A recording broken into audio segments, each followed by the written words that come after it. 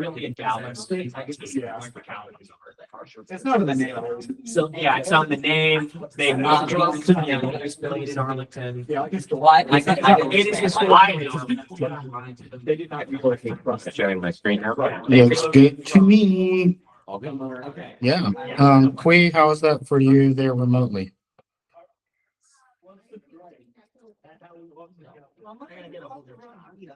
Kui says it's good. I want to see a study on Like this is. So the city does about 20 million of it. They get federal grants for the other. So can they come with applying for like more? I mean, or hey Tyler, who else should go on? They could join Street World. Garrett Slater. Oh, Garrett Slater wants to be on there. Well, this first Jeremy Garrett. So, with the way Arlington is,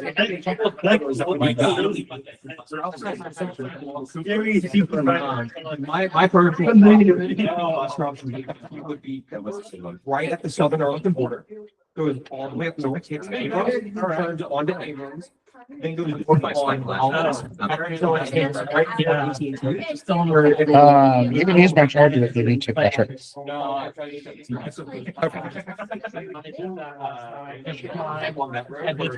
I stole your charger. Even better back around for two roundabouts.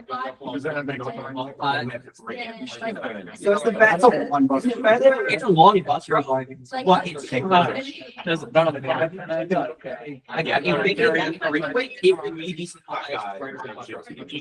Even going across the street. Yeah, it's fine. The amount of stuff that somebody that we have. Somebody. Yeah.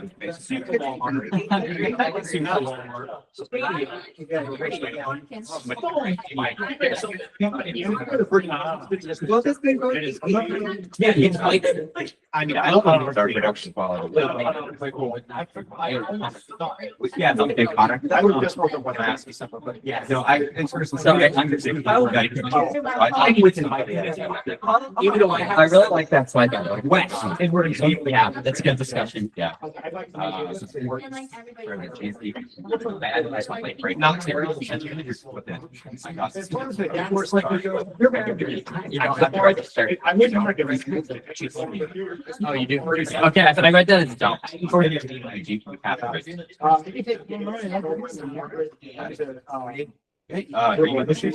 Oh, great. Nice to meet you. Tyler. Yeah. So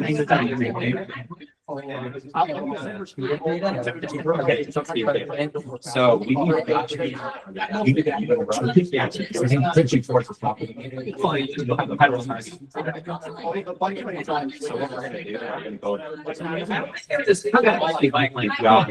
Jason from the Dallas Spice.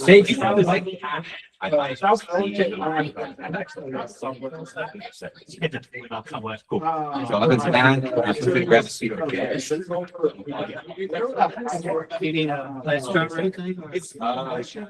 yes, yeah. Blackjack works. Hardware still. Oh, I know what you're talking about. Yeah. Yeah, but also neither is that congressional district. Oh, yeah. They're still unprotected, but it's a smaller road. Higher income under Canadian 50K. You know, Gotta be Calgary. Yeah. yeah. Honestly, I'm just used to. Yeah, Arizona 7. Like that's. I guess there's a little bit of Phoenix. That is pretty But it's mostly the border. Oh, hold on, Tucson. Okay. A lot of Tucson. Decent chugging. Yeah. Yeah. The union guy is like, shut the fuck.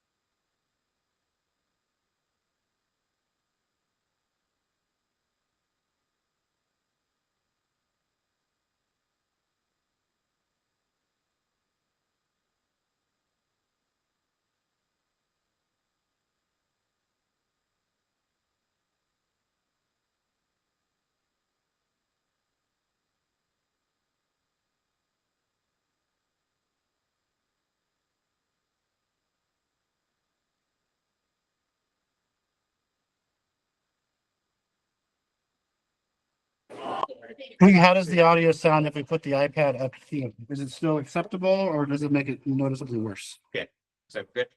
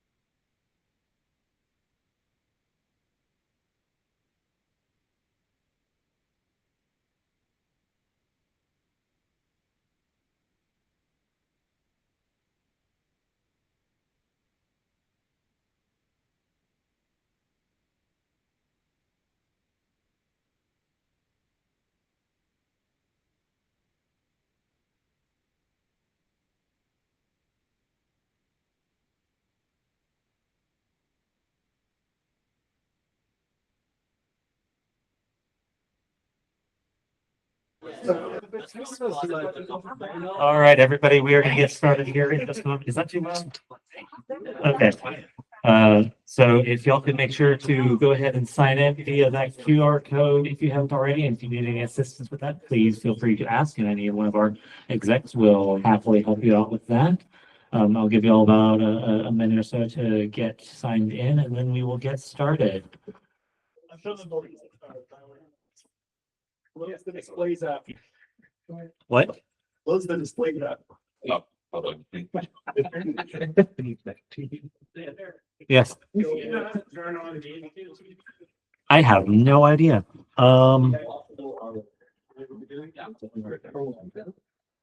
Thank you. Go Mitch. Are they working now? You want to be the guest, Mike? Got it. I have you.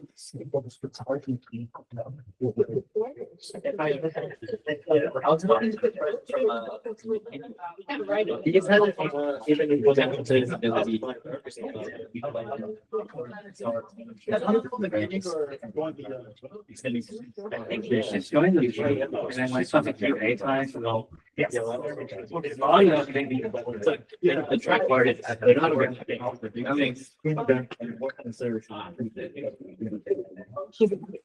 Big truck on wheels.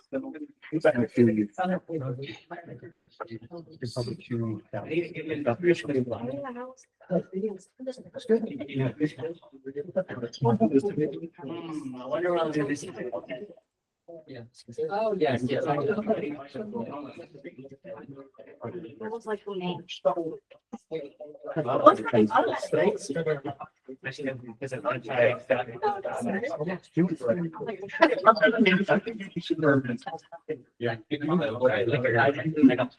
can we post the link in Discord to the meets?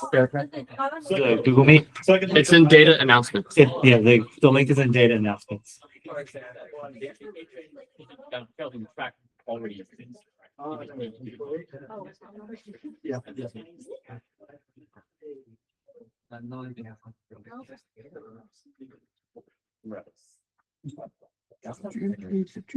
Something we are gonna have to sort of. It's supposed to be right now. Massive, like, wouldn't it be that Connor would? Yeah, because I ask for a motion to approve the minutes. Here, what motion for a second? It's that. They'll get that to me, I assume, by default. Oh, where'd the hair go? I don't even know you anymore. Okay, is everybody signed in? Anybody have any trouble signing in? Anybody else need any help with that? All right, if I have not, a phone here. It's too old for QR codes. No, I'll sign in for Dick. Okay. So it doesn't need to be on your phone. I can sign in for you. 1 sec. okay. All right, so our first order of business is, believe the minutes should have been distributed via email for last meeting, which we need to approve. So we need a motion and a second for approving last meeting's minutes for the meeting on May 17th, 2025. Do I hear a motion to do that? Anybody? Anybody can do it? Motion to approve the meetings for last meeting. All right, your motion, do I have a second? Second. All right, all in favor? Say aye. Say aye. Aye. All opposed? Okay. Meeting, minutes from the prior meeting are approved. Okay, so next we will go straight over to our announcements, starting with Tyler. No, never mind. That was just the signing reminder. So now we go to Warren. Okay, I'm your designated queen today. He is traveling, so I'm doing announcements for you. So here's what we've got. Okay, yeah, so the biggest thing, of course, is that on July 8th is the public hearing for the service changes. I know many of us have attended the pre-public hearing events, which is great. Thank you all for coming to that. This is the big one. This is when the entire dartboard is going to be there, when they're officially hearing all of our comments and concerns. It's really critical that we attend that as much as we can, make our voices heard about these cuts. So just to emphasize, that's the one. It's in red for a reason. Also starting up are the Silverline biannual meetings. These have been going on for years now. I don't have the whole schedule in front of me, but they are starting for this next round. I'm assuming this is gonna be the last round before go live. If you have any questions or concerns, say maybe you don't like 1 hour frequencies, attend this. You can learn more information there. And again, it's your chance to make your voice heard. We've got another thing coming up. First we got there's a regional transit council meeting on July 10th. Those are in the middle of the day in Addison, so normally can't go in person. But they are streamed if you are available and just want to pay attention to that. The next big thing we have that's in person here is July 12th. This has been planning for a while. It's called the All Systems Trip. We're planning I say we like I've been involved in this. There's been a group planning a long involved route saying, hey, can we hit every single system in the region in one go? The answer is no, but we're doing 2. Okay. Well, there you go. Trinity Metro and Darkable. He said Trinity Metro and Dark. Yeah, so John, for y'all on the stream, John mentioned that no, it's not actually viable to hit them all. We're going to do Trinity Metro and say Dark. And I'm thinking about calling it Transit Iron Man. Transit Iron Man. Okay, there you go. We got to move on. So that's at 9 a.m. That's an all-day event. At 5 o'clock, if you don't want to ride trains all day long, because you have other stuff on your Saturday. At 5 o'clock, we're meeting up for a social afterwards at Flying Saucer Drought Emporium. The next day is our book club. We are meeting a week later than usual because of the 4th of July holiday. We wanted to deconflict that. We are starting a new book this month, which is Right of Way. Thank you. You'd think I would know that. Which is Right of Way. We're reading the first 5 chapters. It's a really quick read, so if you haven't started yet, don't worry. There's plenty of time. We'd love to see you there at Dolce Paradiso in Addison on July 13th. Then we got more. We've got more Silverline meetings, and then lastly, we've got the next general meeting is July 19th, which is here at the library, different room than usual, but that's our next regular meeting. And this month we do have a Dallas Urbanist mixer after that. So that's what I have for announcements.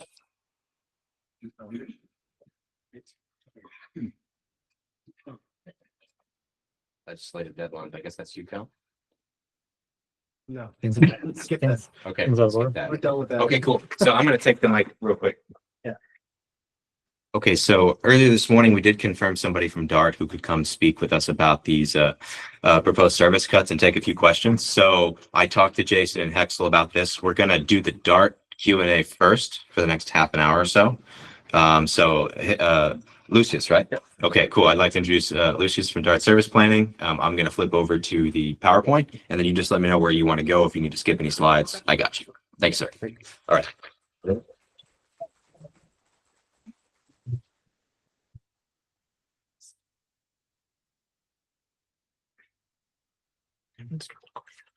Good afternoon.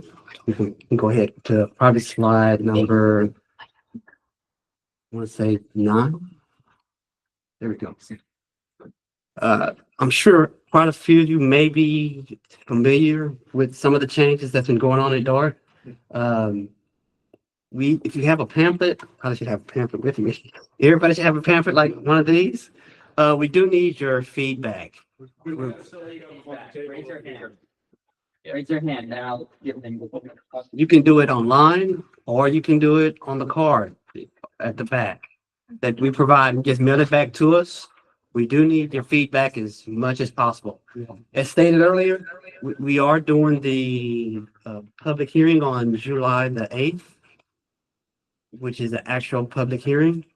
We do encourage you to come in person to that public hearing, or if you can't, please put your comment in on the digitally. The main purpose of these changes, and these are proposed changes that are in your the handout, is to maintain system coverage as much as possible, minimize ridership impacts, and maintain current hours of operation as much as we can. Next slide. Some of the routes that I highlighted today or Route 209 is being proposed to be discontinued. It's the route that basically shadows the M line, M trolley line. And currently the ridership is extremely low when compared to other routes of similar nature.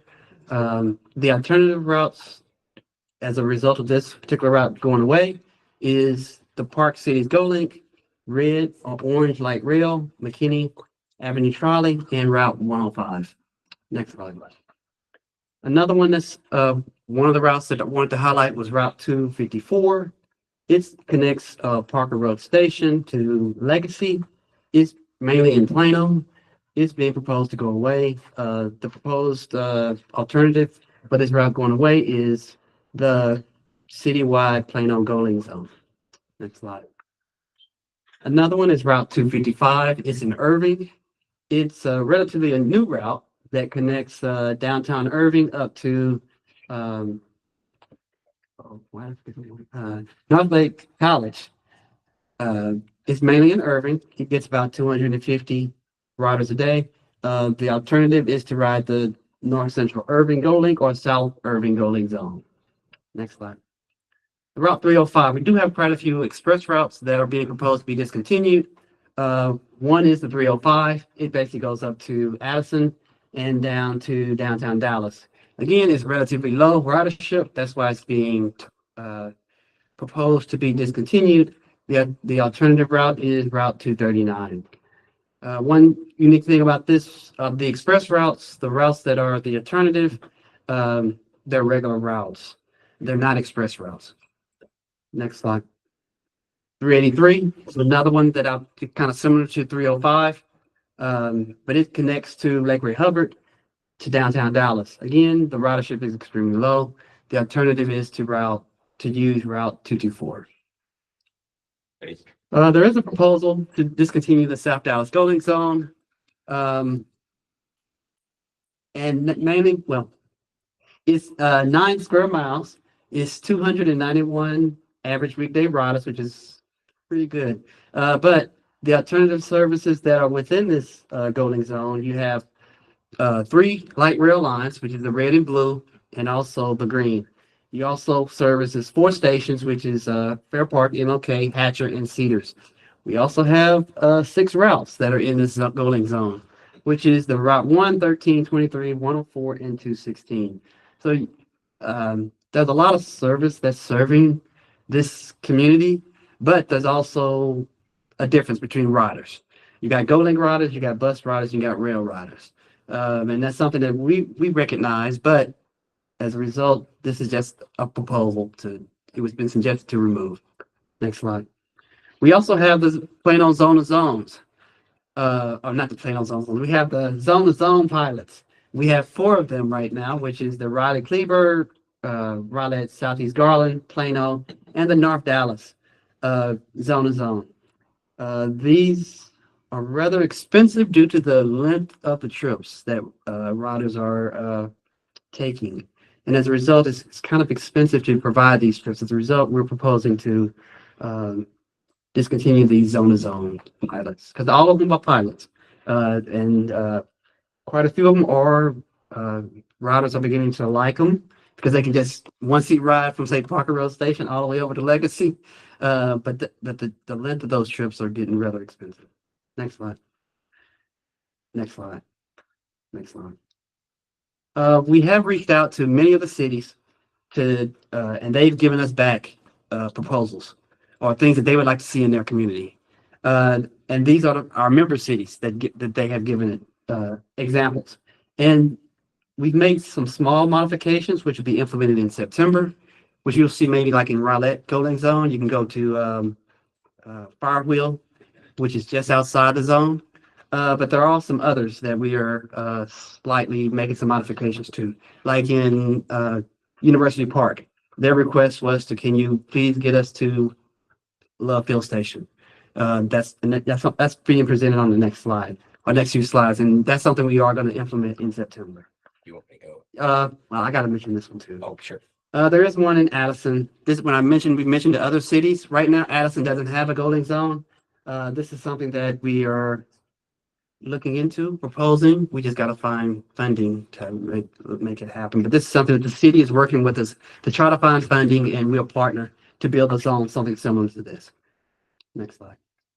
The Plano zone is an example. This is the zone that we are working with the city to try to figure out if we can do. The proposal right now, they have 5 goaling zones, individual zones. This zone is proposed for the whole city. You also have, what, 4 or 5 fixed routes. They're proposing discontinuing their routes and just giving the goaling zone. Right now, we're not really in favor of that, but that's something we're listening. We're trying to find options. Next slide. They also are proposing that we do a shuttle. I'm also going to mention show the picture of the shuttle, which is basically in Legacy to take care of the people that are this development that's right here in the Legacy area, and give them access to the shopping and restaurants that are around Legacy and right there on headquarters. We are listening to the community and trying to meet that need. Next slide.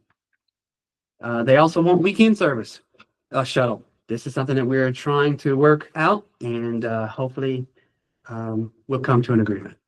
We'll see. Next slide. The Highland Park, this is the one that I was talking about. The Highland Park has requested that they get an access to Love Field. Currently, the zone doesn't take them to Love Field. We are gonna provide that option. Another situation that's happening within their city is they have construction guys that are doing construction on some houses or development within Highland Park, and they're parking all over along the street corridor, which is blocking up the street. What they're proposing is have those contractors park at, say, Mockingbird Station, and we provide the goaling service to their work site. This is something that we are actively trying to meet their need if we can make it happen. Okay. Next slide. We are doing some ADA paratransit changes. DART currently offers paratransit service throughout the entire service area. ADA regulations require that service should only be 3/4 of a mile of a fixed route service. Most transit agencies are using that ADA guideline. It's proposed that DART go to that 3/4 of a mile limit of paratransit. We've done some research, and it's some of the research that says it would impact about 17% of our current paratransit trips. But for those people that live outside that area, we're also proposing to offer a fare change just to still meet that need for those people that are going outside that 3/4 of a mile. Next slide. We also are talking about rally points. Right now, goaling is typically a curb-to-curb service that we offer with our goaling service. We've implemented rally points in about 3 of our zones. One is Raleigh-Kleberg, Inlandport, and Glen Heights. And typically, what people ask, where are rally points located? Most of the time, they're virtual, but in the map, like here in Glen Heights, they actually put a blade in each of their rally points. And it's to promote service within their zone, but also to it's supposed to be in high dense areas where people can walk to the stop, board the bus. It helps the operator find the person that's riding the trip. It also helps the user for people that don't want the vehicle to come to their house. We do have people that they didn't want them coming to their residence, so we created these rally points. The proposal is if you're going from rally point to rally point, it would be the exact same cost. If you're going still trying to do curb to curb, there's a potential that the fare would go up on the service, which would be up to $15. But you still are going within the zone, but it's based on the mileage or the miles that you go. Next slide. And that's all I'll take questions from this point on. Okay. And I'll pick up your cards today. Yeah, real quick. Okay, yes. I just want to show them. So, anyone need a card still? Comment card. So, I handed these out. Can you get her one, pal? Who needs a card? Yeah. So what you can do, I forgot to bring pens. We forgot to bring pens. But your public comment cards has all the changes, all the frequency reductions. being proposed, all the bus eliminations, you can tear out this part, this like mail, it's perforated, and then you can write your comments, Or you can do it digitally or you can do it digitally. with the QR code that's on the front of the. Oh, there's a QR code. Ah. Yeah. Right here. Yep. You can leave your public comment digitally. So I think most of us don't like these changes. We don't like to see the frequency reductions. So getting 50 comments on this today would be a huge help if you're opposed to these, which I imagine if you're here, you probably are. Okay. Thank you. Well, I got one more thing. Sorry. So for the questions portion, if you can, is that mic working? No. Okay, cool. We've got a mic so that people can hear your question on the stream. We'd really appreciate it if you can. It's a wired mic. We can't bring it to you today. So if you have questions, maybe line up here along the side and speak into the mic if you're comfortable. So a lot of you guys probably have, I would also like it if we could do clarifying questions first and then any additional comments in person so that people who lack information can get that information first. Cool. So we'll save about 15 minutes for you. And then if there's anything else. Cool. So the mic right there. And if I could just make one more comment. Just to reemphasize, if you have comments, general comments, let's save those for the comment forms. Because that's really where it's going to be most valuable. Let's save questions. Let's save this time for just clarifying questions that the gentleman is able to answer.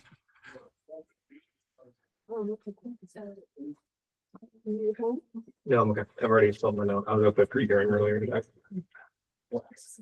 And they did bring. Hi, my name is Kate Martin. I'm a Richardson resident. I'm currently taking a summer class at Northlake, and I just want to make two comments. First, about 255 this situation. Obviously, I could take the orange line or just take the buses from Radisson and get to Northlake. But why is 255 being discontinued? I mean, if you go from Northlake College to Downtown Irving. downtown Irving, Yes. it's like 3 bus routes, 229, another route, and 255, and one of the other routes that goes directly up to the hill to the college. Yep. I'm just wondering, for people who have reduced mobility needs, would there be a shuttle that DCCC or would be going to invest in just for that need to get people up the hill to the college proper from Northlake Station? That's my first comment. And then number two, I guess 3 actually. Number 2, I saw that Highland Park wanted to introduce Addison's first left field. I know that zone covers Mockingbird. Would that be? I've done Mockingbird to and would go to left field. Wouldn't that be good? That'd be a good idea, right? It would be. And It would be. Yeah, I think that's all the comments I Okay. got. Sorry. To talk about the 255, it was selected because it was compared to the other categories, but then I just saw on that sheet that the other 2 routes, like 69 or whatever, wasn't selected. And it wasn't selected due to the average riders. It's based off ridership within that category of the 200 routes. And if we look at that specifically in the Irving area, 255 is right now underperforming. That's why it was right now being selected. We do have some duplication in Irving, which is the Golding zone.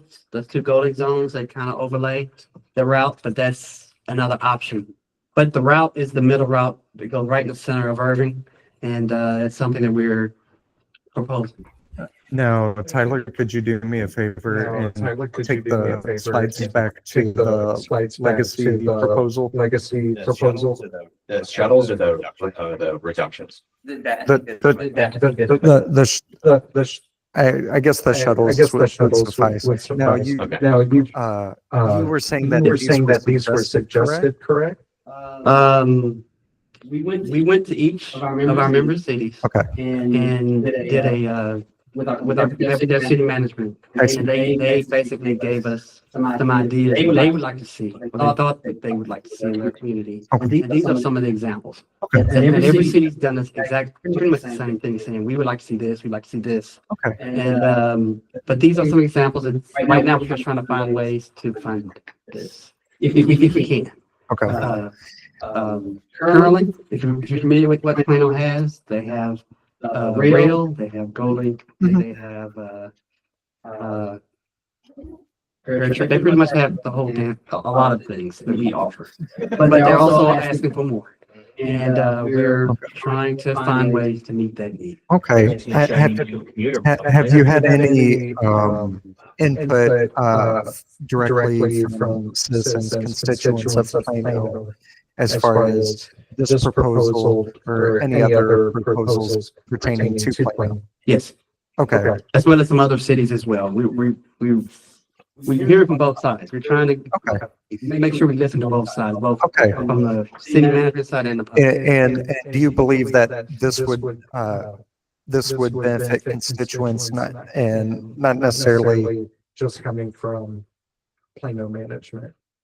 I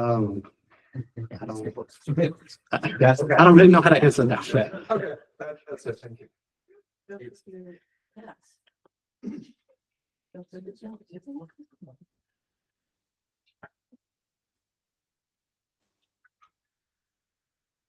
Having issues with the stream.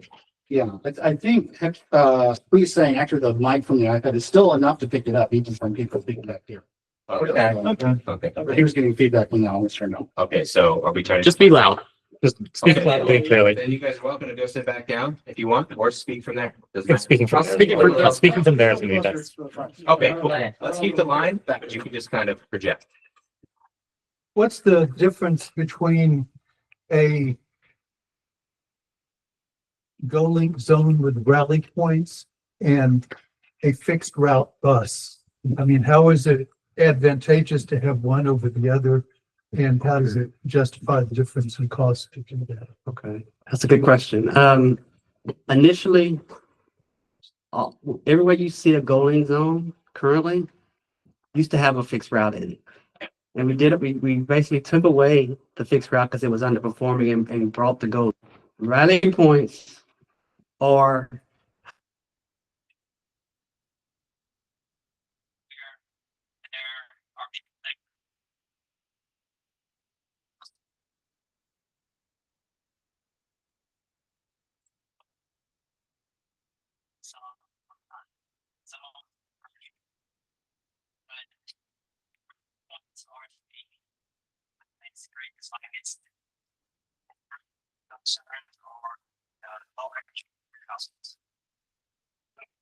pattern of where riders are boarding and alighting, we may put back a fixed route.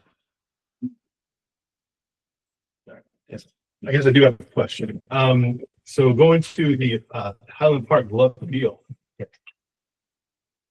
Go ahead. How much does that cost to give somebody a Go Link ride in Highland Park or University Park to Love Field versus them getting in for themselves? Yeah, I that's something I can't answer this time. Well, I mean, the thing is that, you know, I'm from Garland, South Garland. We are getting our connection to downtown during rush hour eliminated essentially. Right. And I guess it's not that popular, not popular enough to justify its continued existence, but the alternative is the 224, which is constantly Stopping. hours late. Yeah. And getting canceled. So I, me personally, have spent, 50 minutes at a bus stop. Luckily, I live within 2 minutes of the bus stop, but somebody that has to actually walk there, is, kind of SOL during the day. So, we're getting our buses cut. We're getting our Go Link to Browlette cut, the actual blue line that's going to be somewhat frequent. Right. And in exchange for giving Highland Park a free, $3 ride to the airport. But again, these are proposals that have been presented. There's no guarantee that 383 would be eliminated or discontinued. We encourage you to come to the public hearing on July the 8th or put in a comment. I'd say to him, I'm like, Just to say, hey, don't do this. It's Yeah, affecting me. I was at the Garland meeting and I said a point in the small time I had, but I had multiple points to say. Rally points, I dealt with them in Arlington. They don't work. People decide that I want to go home and I'm not getting out until I go home. So And the shuttles in, I don't get the shuttles in Plano at all. The weather. Thank you. Thank you. Thank you. Hello. Okay, so so I technically do live in Arlington, but I use Airport Station every day. Okay. My main point is I know PRE is going to be reduced to 1 hour headways for the weekdays.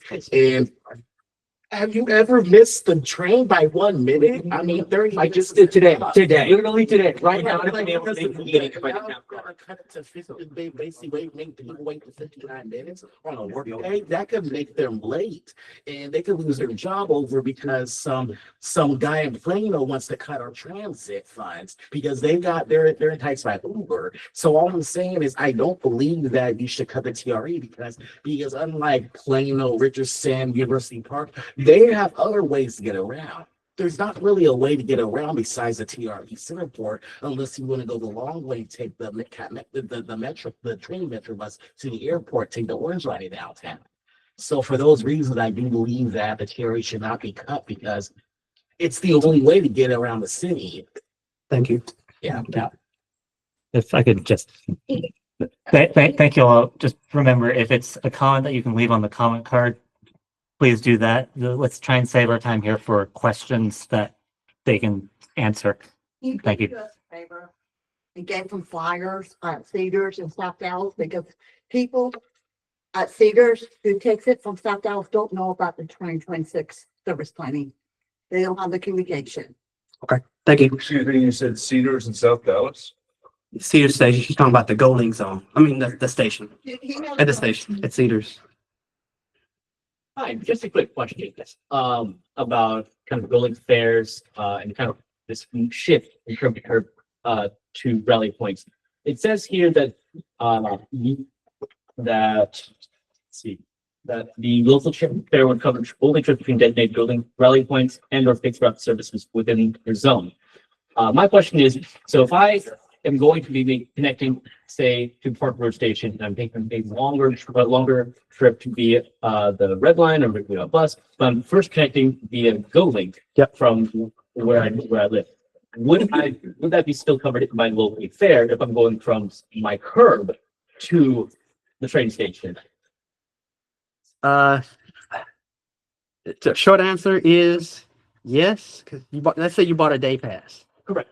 And the proposal is right here on the screen with two options. They're going basically the potential base fare or rally point to rally point is option A. Option B is still keeping it curb to curb. Curb to curb is kind of what you were kind of asking. If you started at Parker Road and all of a sudden now you want to end at, say, Legacy or the whole Plano zone, that's possibly more than possibly 14 or 15 miles. So as a result, the fare you may be charging. My question is, so if it's the fixed route hub to curb, is that within the local pass covered? Fixed route hub to another rally point. To a non-rally. To a non-rally point, To a non-rally. you'll be possibly added an additional fare. Okay. That's what the proposal, depending on the mile. Okay. And If it's more than 5 miles. And it's more than 5 miles. And that's the proposal. got it. And then any fare paid for a GoLink trip outside of 5 miles that is not eligible for fare capping, either for the day or for the month, or how would that work? Any location outside that's not a rally point, So it's a curb. I think the question is, do the dollars you pay towards the per mile GoLink contribute towards your fare cap? Yes, They do. Oh, they they do. would. They will. So If I'm understanding it right, I mean, So if I were to be taking, like you said, the Legacy to Parker, Yeah. that premium trip, the extra funds that I pay for that trip, do those count for day capping and or fare capping or monthly fare capping? I think it's you're going to be charged more. If I'm understanding your question right, $15 short of your monthly fare cap before you get your free pass for the rest of the month. right? if you spend $15 on the premium Go link, would you also be awarded that free monthly pass? I don't think you will. Not in this proposal. So in that case, yes. Not in this proposal. Okay. That was my question. Yeah. So two very quick questions. So when you say the cities asked for this, what does that mean when we say the city? Is it like one particular council person? Does that mean there was a vote? What does it mean when they say the city asked for it? We were asked to meet with each of the cities. And I think that's on slide 39. And there it is. Yes, we just passed it. This is basically what we did with each city. And they came up with a list of things that they would like to see on top of what we currently give in terms of the light rail, going, paratransit. And that's where some of these other ideas came from.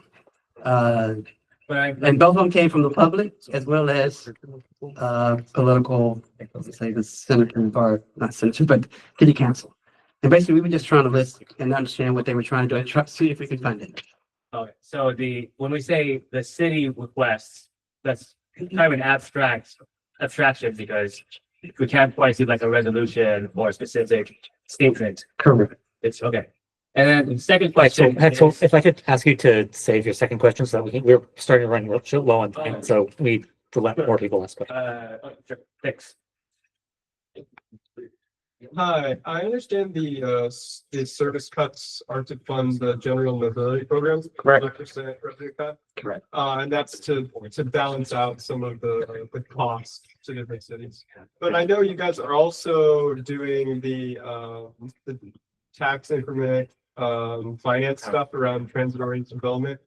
What are the cost comparisons of those? Like, does the TIF or TERS, does that itself give enough to redistribute? I don't have an answer for that one at this time.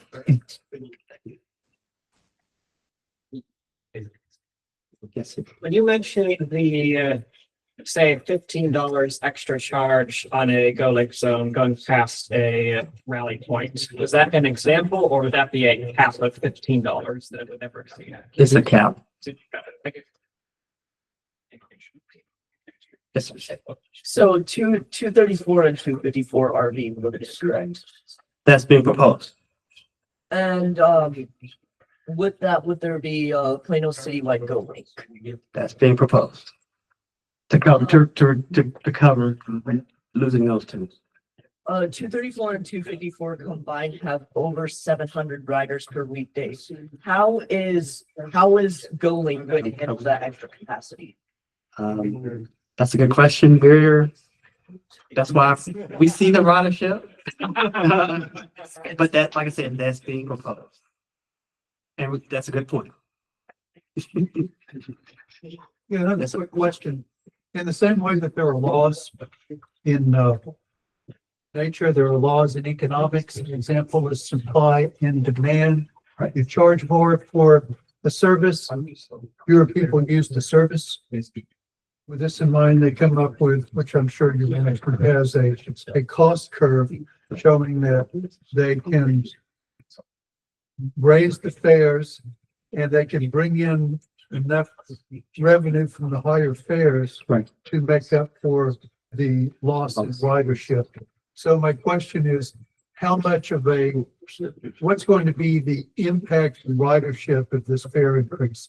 How many riders, what percentage of your ridership is going to be lost as a result of this? This time I can't answer that, but I'm sure others have looked into that. Or a slightly different question. Do you know what percentage of GoLink trips would have a premium fare? Roughly. Well, we've only done rally points in three zones. Okay. And we're proposing to put it in all the 34 zones, all 30 zones, excuse me. And that roughly is what we've seen in, like I say, Cypress Waters is, I mean, they're using it every day. I mean, that's one of our better riding zones. Okay. But they're not being charged. They're just using the regular fare. They're not being charged and right now they're going point to point, a rally to rally point. They're not able to go curb to curb anymore. Okay. Okay, so I'm a 305 rider occasionally. I have to ride downtown. Yeah. I was wondering if, I get why it might need to be cut, even if I don't want it to. Have there ever been talks about having a 308, for example, stop in Addison on the way down? That's being looked at Okay, that would, currently. The issue, we've done that before. An issue that happens occasionally is when the toll road backs up. yeah, that's fine. How do you get the train, how do you get the bus back on route? Yeah. Back on schedule, it affects both going inbound and outbound. That's occurred when incidents happen on the toll road. So, I mean, that's something we're looking into to figure out a way to possibly service Addison with the 308, but finding an alternative option. Yeah. That wouldn't be too impact the people on 308, because 308 is one of the better express routes. True. And I wouldn't want to make Plano any more angry. But yeah, so funny enough, I work in Legacy and would benefit from a 308 that could get me to clients in downtown and back to the home office in Plano and my house in Addison. That would be awesome. So Thank you. call the 306.5. That would be great. Thank you. Wanted to ask about the citywide Plano Go Link. I know you said you're not exactly in favor of that, or at least the service planners haven't been super favorable towards it. What are the cost increase going to look like for DART with that? Because I know as someone who lives in Arlington and is aware of how citywide, whether you have rally points or not, how citywide on-demand service goes. Right. How much is DART's bill going to be increased to service Plano with that? We've looked into that, but at this time, it's quite different than what the current, because the current zone is within a 10-mile radius. Yep. Going zone to zone, the wait times increase, the cost is probably going to increase, and that's what we're trying to see if that's an option. That's what's being proposed. Well, we've seen the cost projections that they presented to the board. I think citywide Go Link for Plano was like $18 million. It's $18 million if they delete all the buses, which Plano wanted them to do. It's actually cheaper to keep the buses. But we can find the slide from the board and send it to you. But I think if you remove the 234, 254 and that citywide Go Link, at that board meeting, it was projected to cost $10 million extra Okay. per year. That sounds about right. Okay. Yeah. I think two more questions. The last people can do the last. Well, Okay, so I live in the South Dallas Go Link zone, which is the zone proposed for elimination. Right. And the justification that was given is that we have a lot of redundant service. So we have like the 4 train stops, we have several bus routes. The problem is all those bus routes are not reliable. I'll give you 2 examples from last week. I used the bus to get to work. The 7:26 bus in the morning never showed up. The 7:41 bus never showed up. The 7:57 bus showed up at 8:01. Mind you, I have to be at work at 8. So since 2 subsequent buses were missed, it was standing room only. We're packed in there like sardines. I didn't get to work until 8:40 because halfway through the route, the bus stopped and they made us get onto another bus. Wow. And then the next day, I get to the bus stop at 7:24. The bus that's supposed to get there at 7:27, 7:28 is already pulling away because it's early. So again, I'm late to work. So you're talking about getting rid of the shuttle that services the area, which is baffling to me because you guys say it's the most used Go Link in the entire system. And because we have all these buses, but what are you going to do to make the buses reliable so that you can give, shuttles to Highland Park's personal construction workers or whatever? I appreciate the question. The question and concern. We are aware and we're trying to make operations better. Thank you. Is there any plans for DART to be working with cities to be building like infrastructure that will support buses like bus lanes or transit signal fires? Yeah. Like with the traffic lights prior. Currently, our capital planning department is working with the cities. Right now, just trying to find funding to make it happen or convince them that bus lanes are actually viable. Some people don't always think of being viable, but they want to do other things within there, along the streets. It's one more lane, bro. There was a presentation to the board last week on the corridor optimization ridership experience program. Yay. That involved doing transit signal prioritization and possibly some bus lanes. That's right. Because I know when I'm taking the blue line, sometimes it gets to east, I think, is around there. It's when it starts to have traffic lights. It's like, yeah. I'd love to just flex on all the people stuck in traffic in my bus lane. That would be great. Okay, I think that's all the questions, or no, go ahead. Here we go. When is the last day that DART is collecting public comments on those service changes? Up to July the 8th. Okay, thank you. But we also, you can come on July 8th and voice it directly to the board. Thank you. Okay, last one. Hello, this is my first time ever attending a meeting, but about the Mockingbird, the Goling Zone. You were talking about how like you wanted to free up space in the streets for contractors, right? But is it really gonna like benefit much? Because like most of those contractors bring their own tools, their own trucks. So is it really gonna free up space? Because like they're gonna have to bring stuff anyway, so they're not gonna be riding Goldings, bringing tools and materials over there. That's what the city, it's a request from the city. That was just an idea, because right now they. Still have like a good person of a tool with them. I agree. I'm just saying what the. He's just curious. Go on. A great question for University Park. Okay. All right. Well, thank you so much. Okay. There's a round of applause for Lucius. Yeah. Okay, cool. So I'll get to your flash drive. So before we move on to the next speaker, just remember, so July 8th is the big day. Okay. July 8th is the big day. Submit your comment cards to us. Robert, did you get enough pictures? Yes. Okay, cool. So we're all covered. 6 o'clock at DART headquarters. I believe it starts at 6. We'll have details in the thing, in the actual presentation. It's gonna be so slam, show up early. Yeah, so we got that covered later in the meeting for questions about the day of, but please, yeah, so we appreciate DART for sending you out, Lucius. It's short notice. We know it's extra work for you. Okay, so next up we got Jason from the Dallas Bike Coalition. Okay. Hi. I want to take a few minutes of your time to talk about the exciting world of maps. And if you think it's not so exciting, I maybe can tell you a few things you hadn't thought about, but a few people know. And there was even some spontaneous cartography going on. Yeah, some spontaneous mapping going on right before the meeting. Okay, the next slide. Most of this is OpenStreetMap, which the Wikipedia of maps, because anybody can set up a free account and go to town. And you can kind of do, there's a peer review system loose, but you can kind of do whatever you want. So what kind of stuff can you map? You can map shelters at bus stops. You can map land use, parking lots. You can map waterways, trees, gunshot detectors in your neighborhood. Whatever is your personal passion, you can put it on the map. Like historical rolling stock that's now permanently displayed. There's a special map for that. And you can go and add it, which is pretty fun because it's an excuse for you to go out and explore the world, sort of like hunting for Pokemon, but it has some practical application both for you and for others.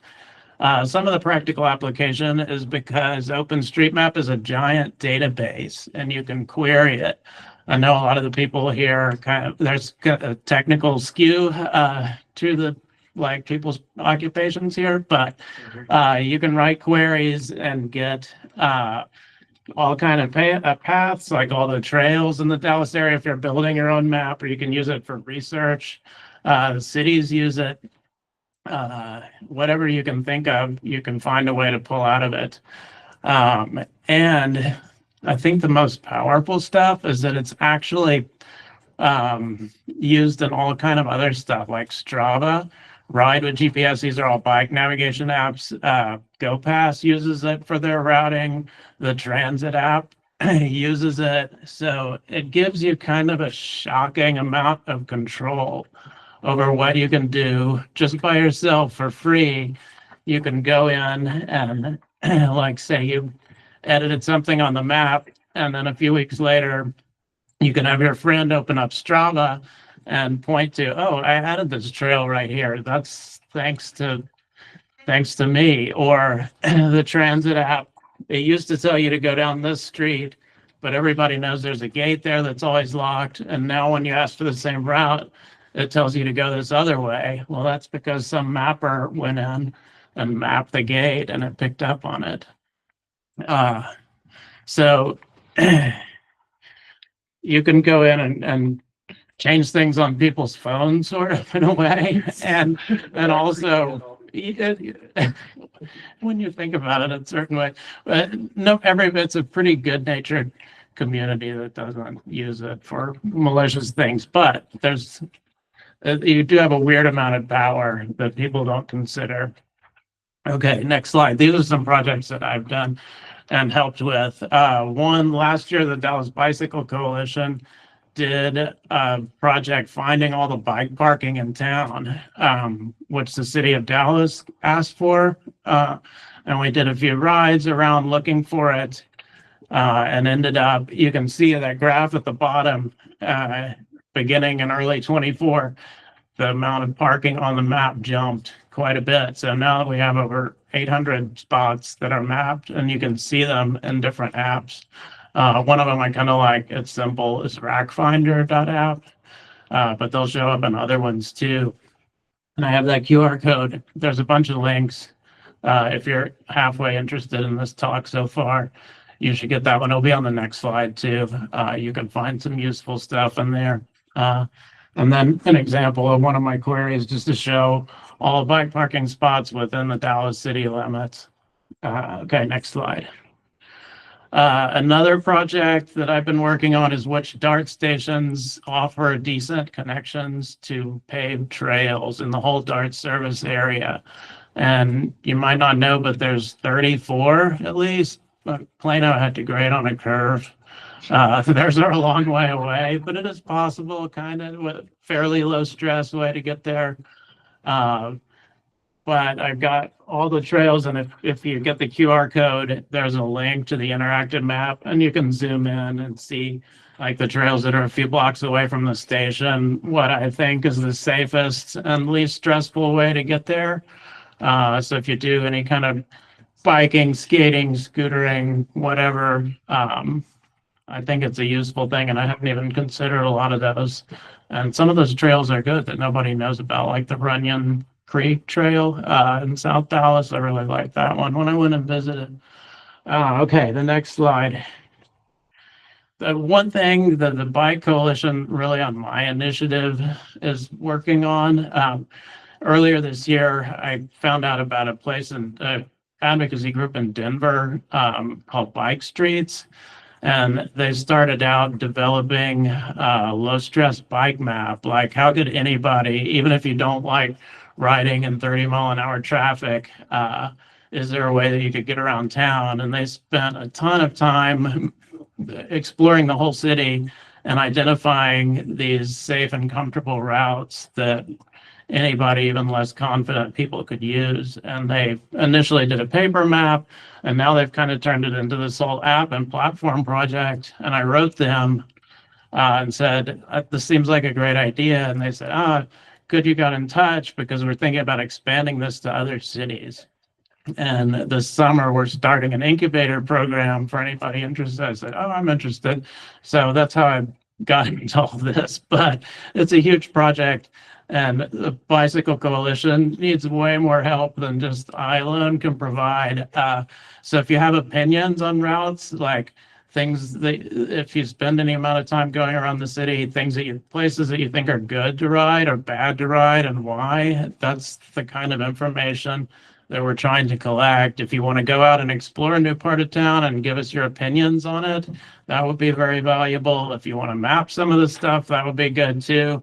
But that's basically it. Oh, right after this meeting, if anybody's passionate about maps or even not very passionate, just mildly interested, at my building, which is a few blocks away, you can come to the conference room and we can talk more about it. And I've got some food and drinks, but don't everybody show up because the catering budget was limited. Anyway, that's right after this, and in the previous QR code, you'll find a little more information about that. But thanks.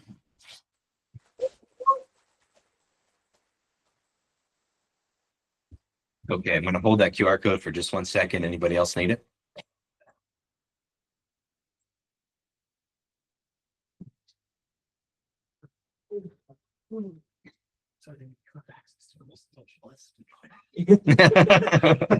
And we'll also have a link to the slides for people to look at later. So, okay, so next up is Central Colorado about Dallas Urbanists.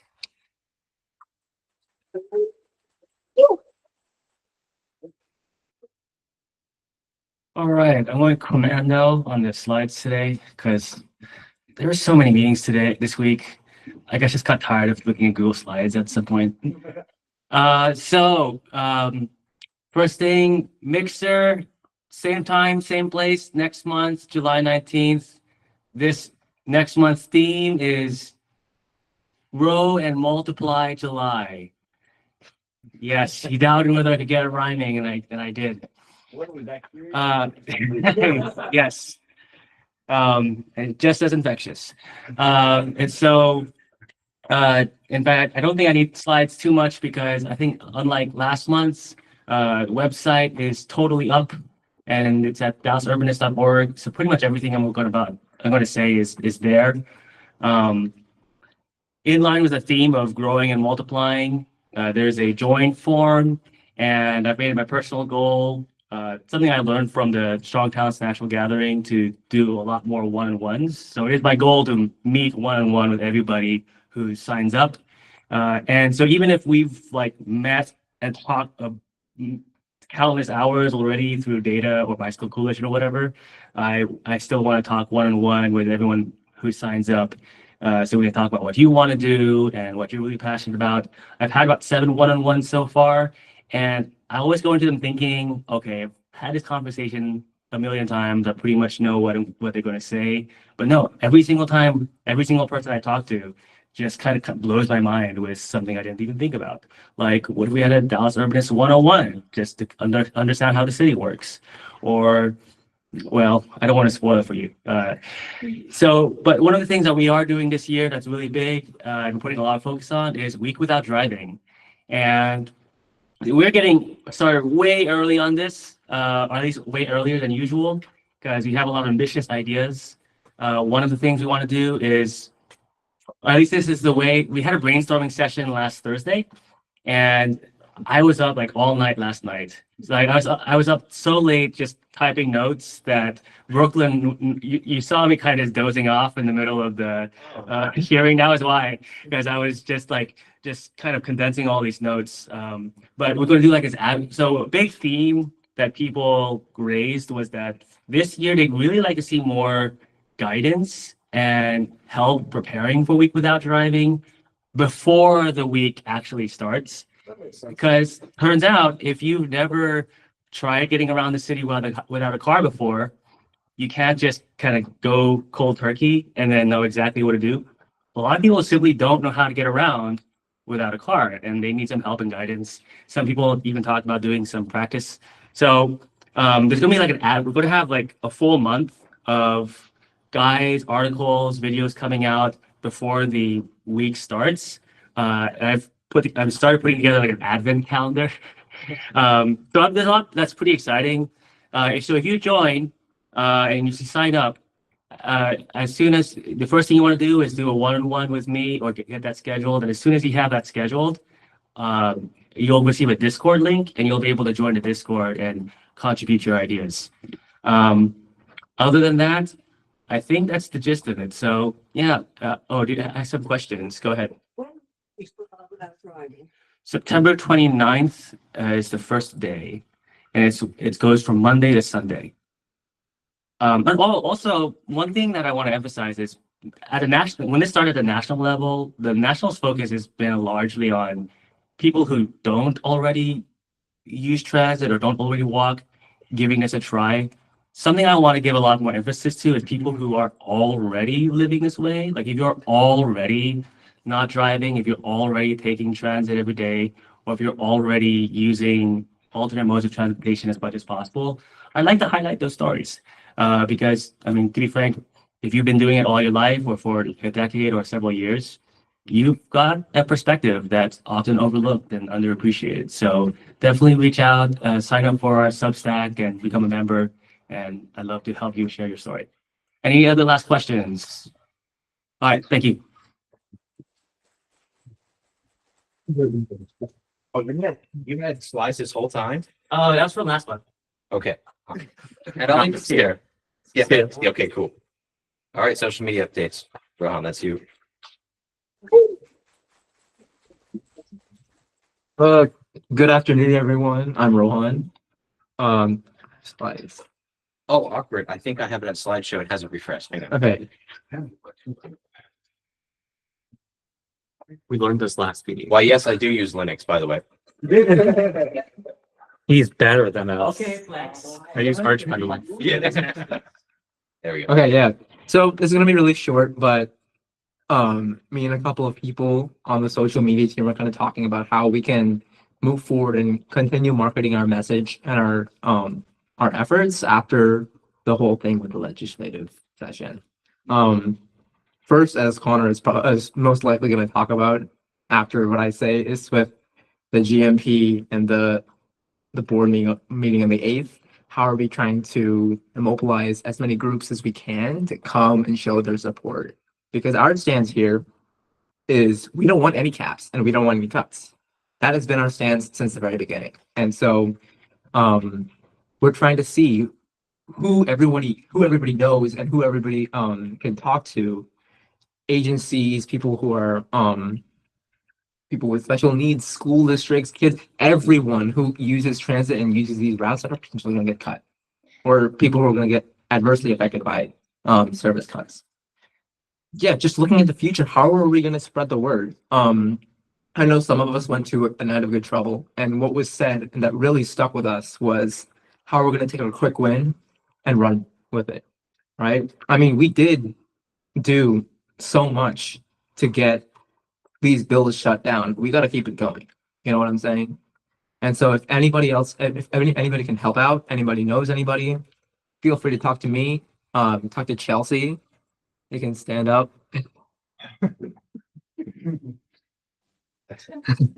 Yeah, and just spread the word. Thank you so much.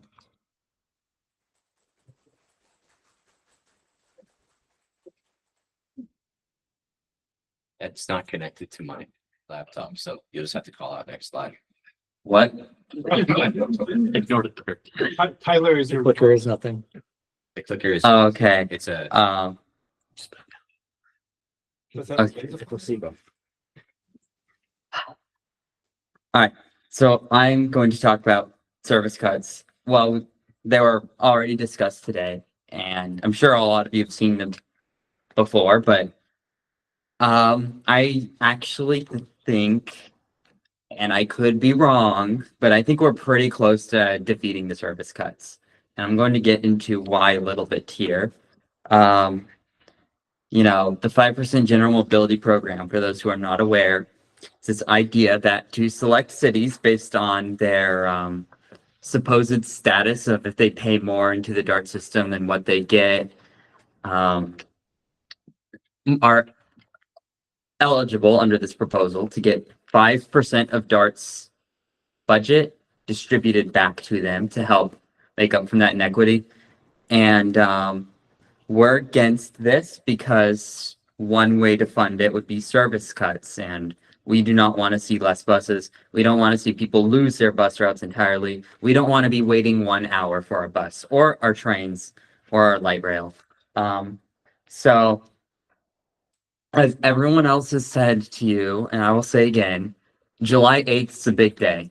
We need as many of you as possible to go to the DART board meeting by Ackerd Station, 5:45 p.m. You got to register, so you show up early. You want to show up even a little earlier than 5:45 because it's going to be a big meeting. And there needs to be strong opposition to frequency reductions. Next slide. I want to give just, you know, I think this is probably going to be one of our biggest showings ever. So I'm going to give some basic public comments etiquette. It's pretty easy to make a public comment.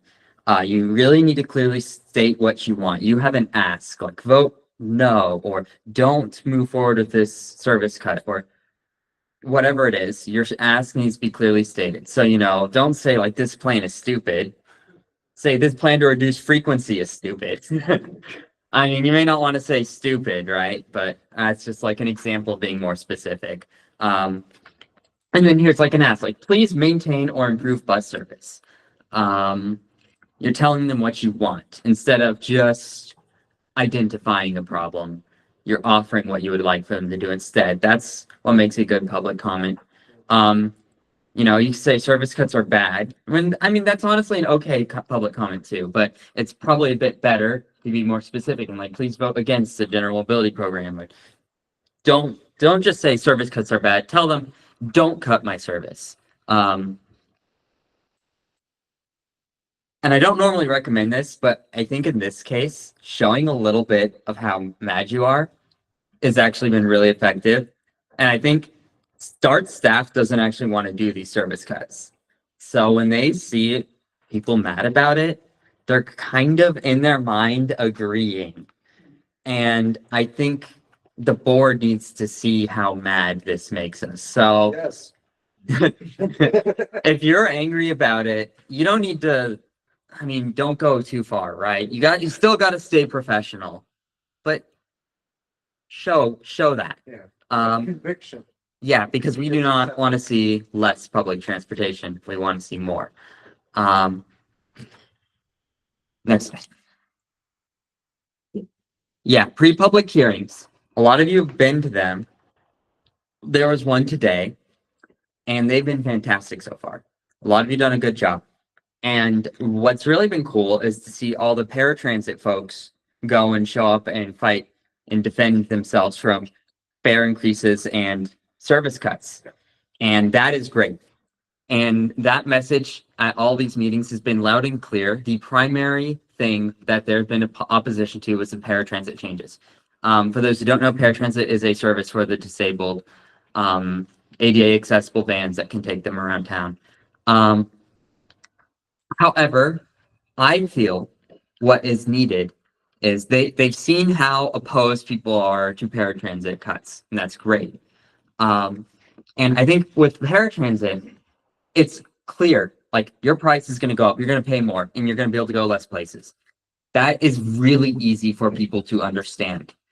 And that's one reason why I think that has dominated the discussion, which is not necessarily a bad thing, but reducing your bus from coming every 30 minutes to every 60 minutes. This is a more technical and more detailed conversation. And I think because of that, the frequency reductions are going to hurt a lot of people. And I think that has not been discussed enough. Next slide. Yeah. The frequency reductions, every 200 series bus goes down to once per hour outside of the rush hour, I should have added. Weekend service is basically going to be every 30 minutes or worse. I think some buses might be 20 minutes, but we're seeing massive cuts to weekend service, even on the light rail, even on the TRE being cut down to once per hour. Yeah, once per hour on rush hour for TRE. Yeah, and Silver Line. Frequency is the primary driver of ridership. So if these frequency reductions come in, it's really going to set back a lot. And recovering that ridership is going to be very difficult. And I'm willing to bet it'll also look really, really bad for them if they try to cut funding again. Be like, oh my gosh, look, Dart's ridership's decreasing. And it's like, yeah, because you shot them in the foot and now they can't run anymore, Yeah. And then you're complaining about it. But these frequency reductions, I really think we need to show them we are opposed to frequency reductions too. So that is what I think, because this is a more technical discussion and the public doesn't know about it. We kind of have a responsibility, not only because we don't want to see frequency reductions, but for those who aren't showing up because they're not able to or they don't know. We need to make sure we give all the bus riders and the rail riders too a voice. As you can see, bus makes up most of Dart's ridership, and that's their bread and butter is those buses. So please, please, please, I think for this last meeting on July 8th, you can speak about whatever you want, but consider focusing on the frequency reductions just for the simple fact that that hasn't been highlighted as much at these meetings. And, you know, your voice is really important and you are speaking for also your opinion probably matches that of hundreds of thousands of bus riders that aren't making it to these meetings. I'll get to questions later, by the way. And I think more anger needs to be directed at the 5% general mobility program because people will look at the slides and they will see it's like, oh, they're proposing opening the Silver Line early, or they're proposing giving Addison a shuttle. But really, the main reason this is happening is the GMP, which we're not. I don't know. And that's not getting acknowledged as much. And I do think it's because it's this very technical thing, and that is the primary reason for these cuts. So if you're mad at the cuts, I just feel there's more blame should be directed at the 5% GMP. But anyways, next slide. So on July 8th, let's make sure the dartboard knows that frequency reductions are bad. We can't wait an hour for the bus or half an hour for the train. There's an email right here. It's dart_townhall@dart.org. You can email your public comments there. You can email multiple comments there.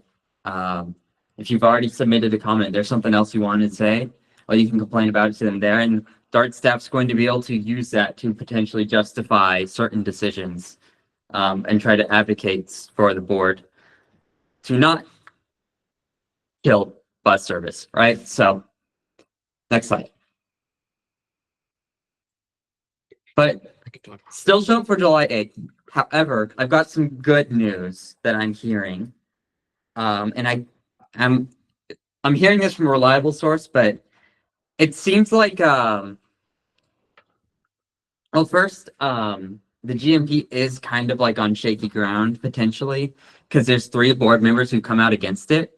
Now, service reductions require a supermajority, so the fact that 3 are already against, Mark Abraham, Enrique McGregor, and Gary Slagle, the fact that there's already 3 against, there's only 3 more that need to be against, and the general mobility program cannot happen.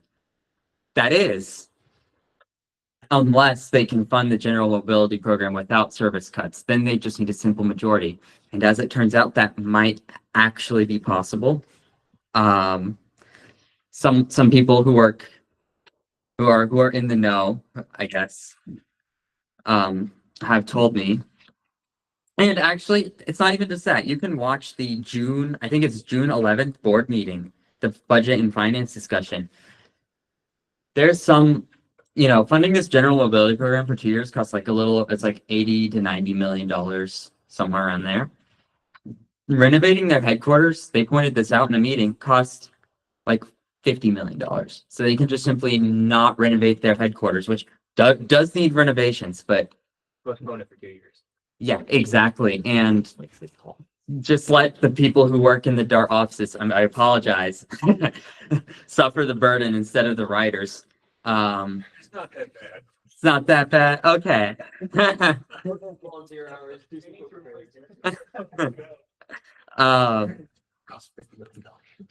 And we also have the MAVE. There's $20 million in that fund, which is where DART's leftover sales tax money goes, because they have to they don't actually know how much money they're going to get in a year, so they kind of underestimate just so they can ensure they have enough money. They can just throw $20 million at this problem, and that doesn't get them all the way, but it helps and it shields us from consequences. So if you do that, you might get a lot of the way there to fund this program. And we may not actually need service cuts to fund the general mobility program. But all of you, would that actually be I'm just curious. Show of hands. If DART funded the general mobility program without service cuts, how many of you would still care or not want DART to give their money to the cities? I understand that perspective, and I tend to agree. And if it's going to happen anyways, though, there's something we've been talking about, and we've actually proposed this idea to 1 board member so far, going to propose it to Enrique soon, and hopefully everyone else.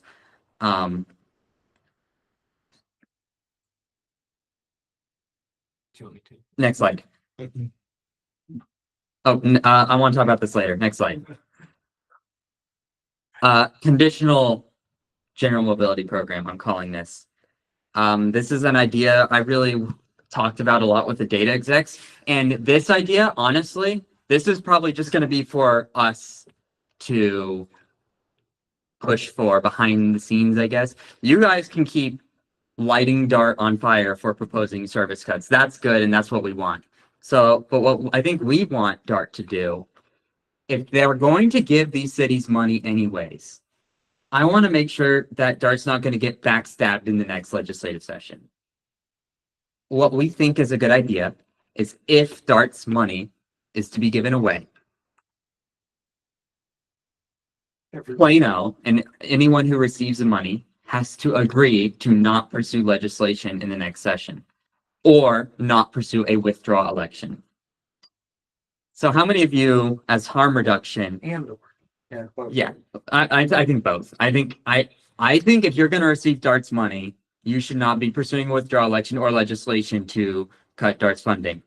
So as harm reduction, if that harm reduction came into play and we somehow are able to fund this with very little to no service cuts, how many of you would at least be okay with the GMP? Okay, some of you are.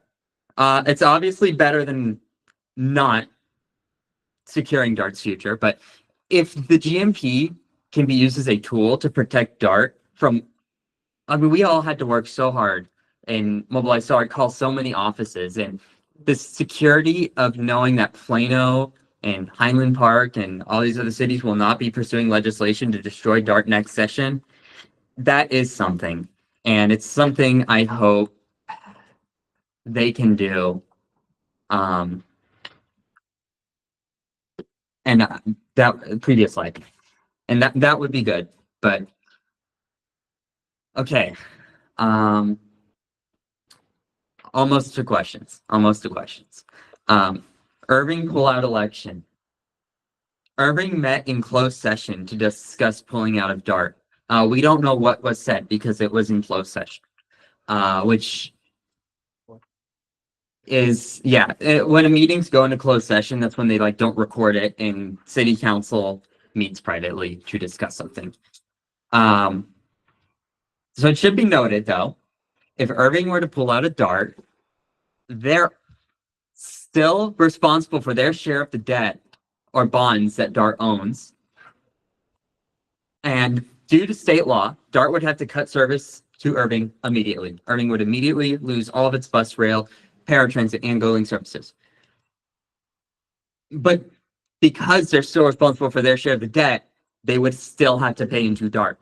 So if Irving is actually dumb enough to pull out of Dart, they're going to be paying into the system for maybe like, I don't know, 10 to 15 years. 15 years is my approximation. And get nothing.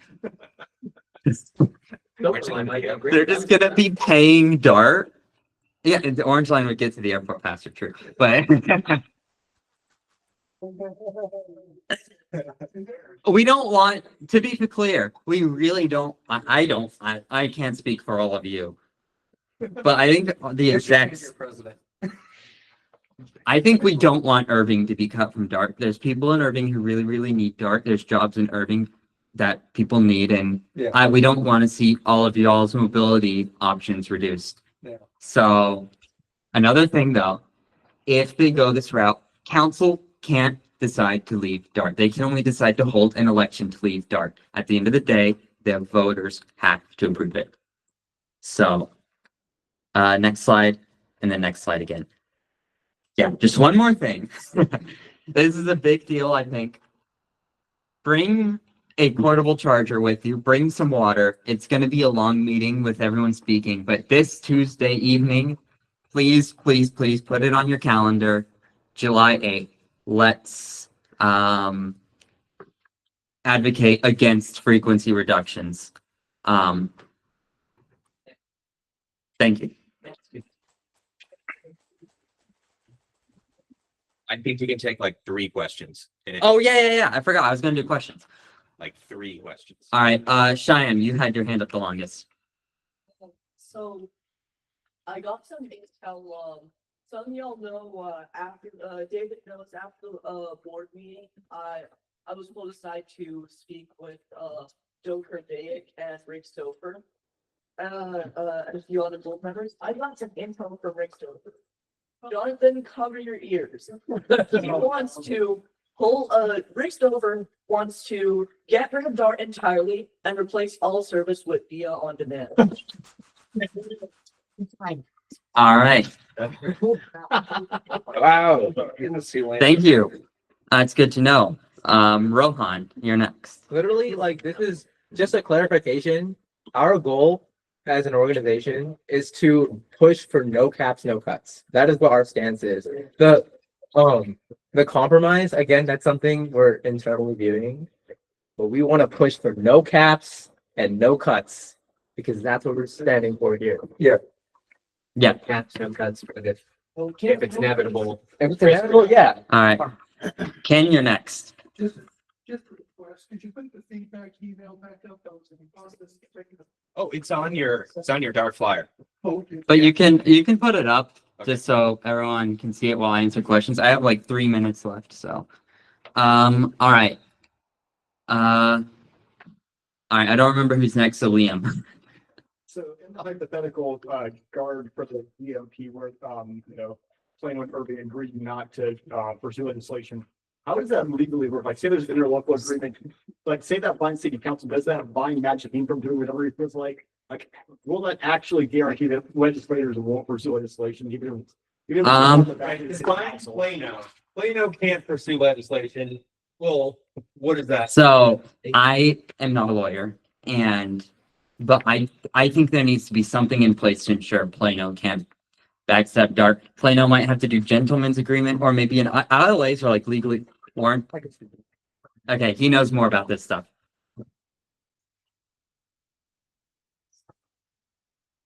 Okay, so before every legislative session, each city sits down and puts together what they call their legislative priorities. So this is, hey, here's the stuff that we want the legislature to do this session. For Plano, for this last session, one of the things they had on there was this Dart cut. So they put all of the force that they could behind Matt Shaheen and his friends to get them to push this. So they're spending their lobbying dollars on this, they're spending their political capital on this, and so on. So what we would be saying is, you're not allowed to put that in your legislative agenda if we give you this GMP money. Now, to your question, Matt Shaheen can still do whatever he wants. We cannot bind him. So if he all by himself says, hey, I'm going to go push this, or if, say, Plano signs to this, but Irving doesn't, and so Irving encourages him, he can still do whatever he wants. We can't stop that. But we can at least tell the cities, hey, you're not going to advocate for this. So, Can I speak a little on this hypothetical? Well, we don't have a lot of time, but does that answer the question? Yeah. Yeah, you've got your report still, so. Yeah, you have your report. Okay. Yeah, so next question. Alex. No, so technically we don't know, but I know information that's not made public yet. Absolutely not.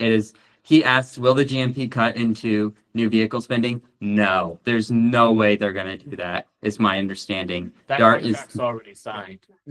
That's not for buses. Yeah, but so I don't think light rail vehicles procurement's gonna be delayed. One more question, maybe two, if it's quick. Any hands? I'm sorry, I just want a little clarification on the compromise that you talked about.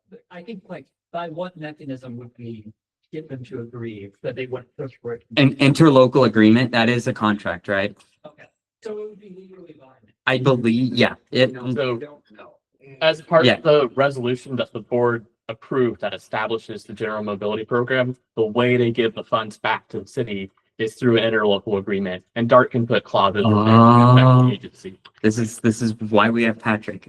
All right, Jay. I think the key question in my mind is whether any city would agree to bind themselves for the future they don't know about, right? Would Richardson, with Dallas even do this? I think it's important to approach a friendly city and see if their council would even advise them to do this, because it is a big thing. It's like binding yourself from doing something in the future that you don't know if you want to do. And right, but it's for maintaining the status quo. And he feels this way, right? But a city has its own interests and needs, and the council of the city has its own interests. And Okay, this, but- this agreement would only be for like a term of a year or two. But here's the thing. I wonder what they would say. If they say no, it's still, and this is the last question I can answer, but if they say no, it makes the next session, if they pursue this, what DART can say is, look, we offered to give them everything they wanted and to keep this a local issue, because the legislature hates it when local issues become state issue, but they literally would not agree to keep this a local issue, even though we offered them everything they wanted. And DART, I think that would look really good on them. I think the key thing is Enoch needs to be thinking 3 steps ahead on this. So when he proposes it, he needs to say, we'll give you this thing, but we're going to expect something from you on the other side. But he didn't do that, right? I agree. So It was a mistake. When the Pandora's box is open, it sets the scene for everything to start. And I agree. But Cool, thank you. All right. Donna, can you watch my slides?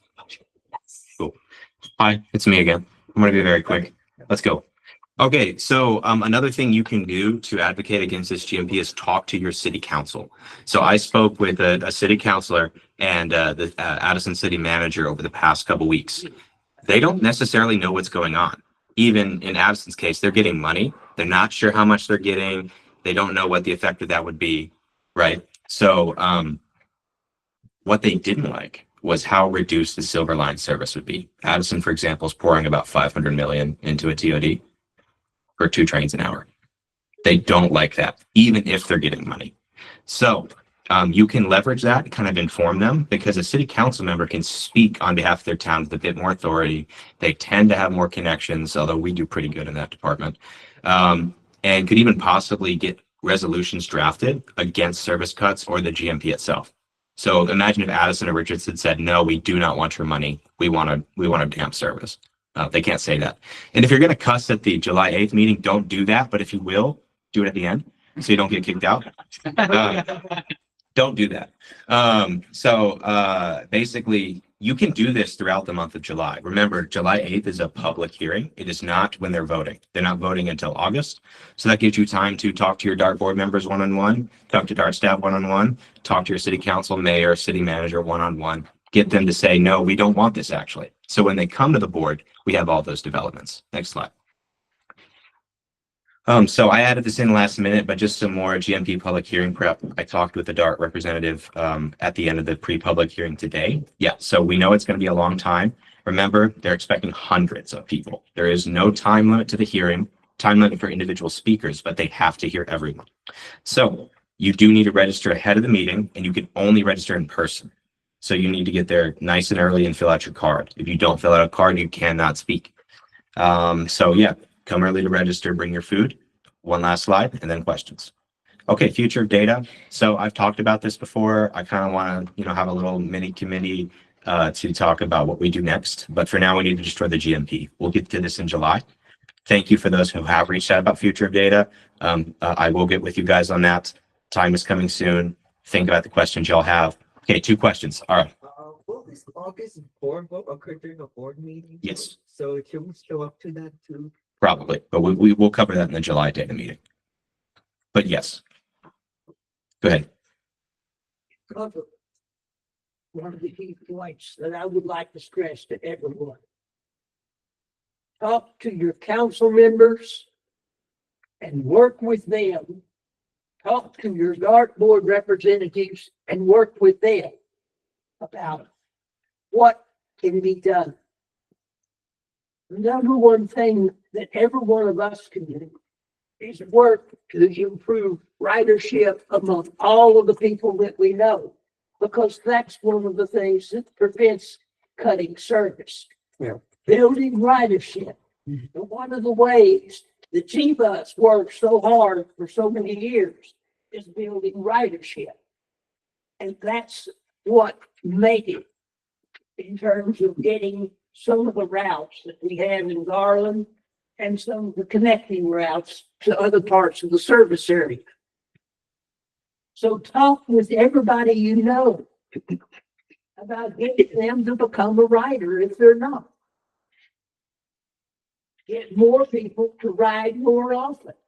Because those are the kinds of things that bumps up the figures that DART has to deal with when they even consider any kinds of service cuts.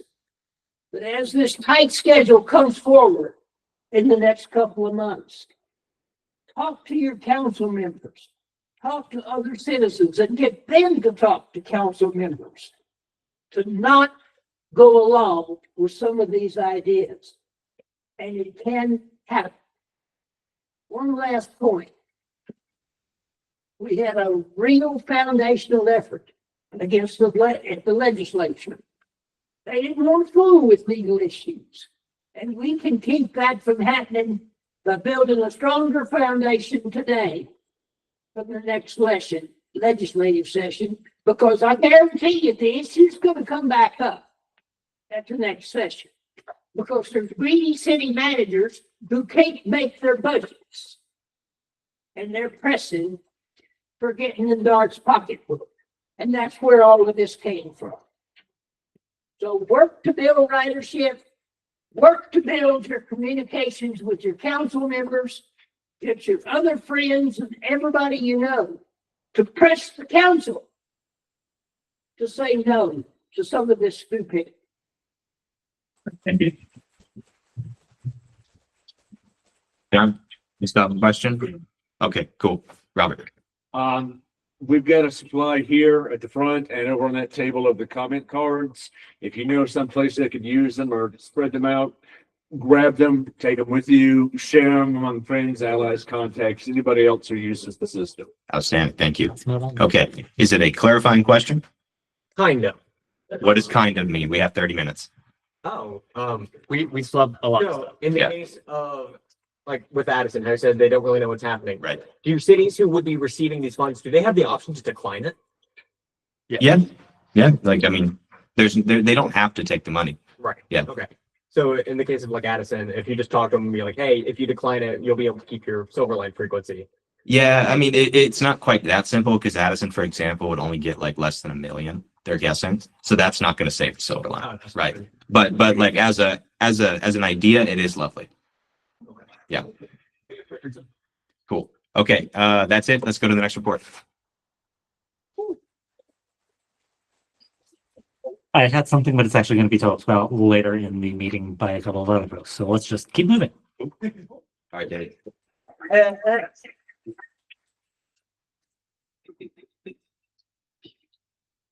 Okay, next slide. Keep it simple. Just got 3 things to talk about really.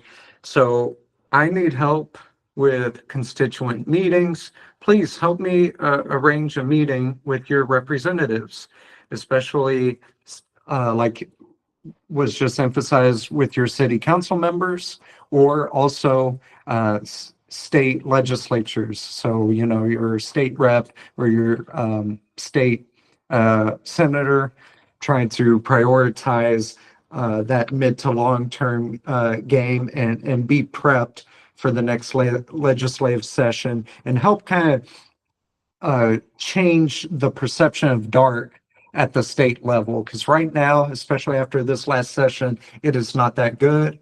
Y'all, it's really not that good. And so need help with that. Now, do me a favor, if you're one of 2 things, please raise your hand. If you're a Republican or live in a Republican district, whether it's state senator, state rep or senator, whatever, raise your hand. Raise your hand. Okay. Yeah. I mean, it's text. So guys, y'all can help reach out to your state rep, reach out to your state senator, and help arrange a meeting with those folks so we can talk to them about why DART is important to you and important to their district that they represent. Again, building dialogue with Republicans will help us in the next legislative session.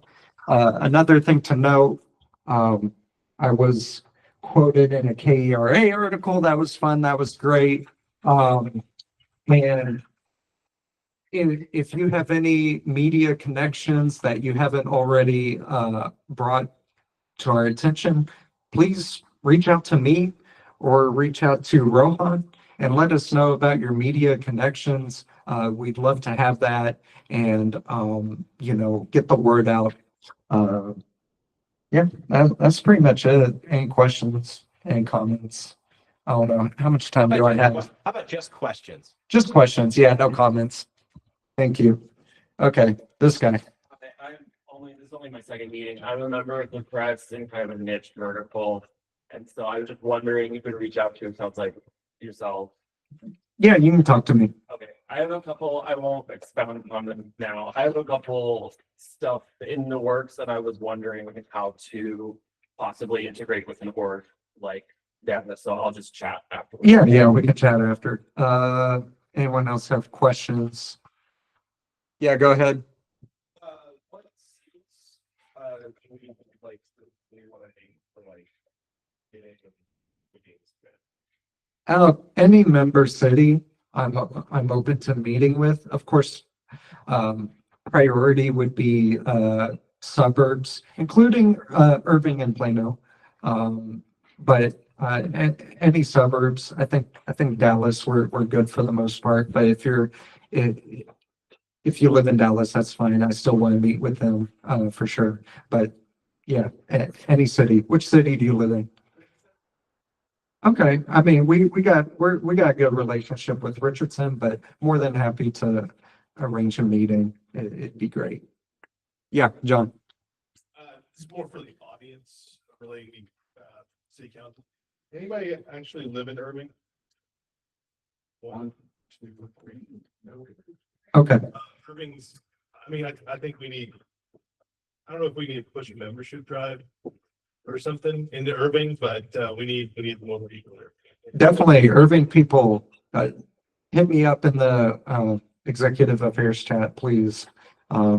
Be more than happy to set up a meeting with a council member would probably be better. I think, as we heard earlier, meeting with your mayor may not be the most productive thing. So, yes, sir.